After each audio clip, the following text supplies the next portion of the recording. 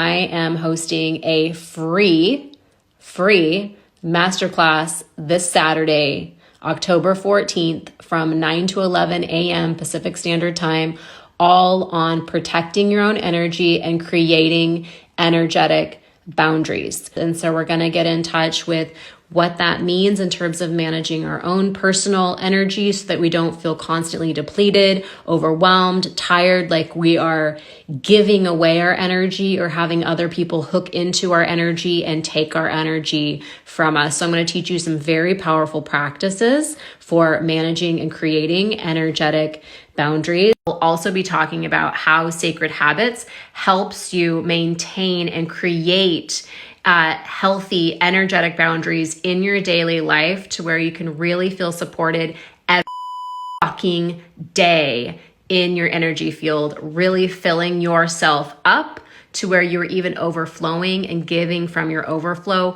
through the practice of Sacred Habits. Come to the masterclass.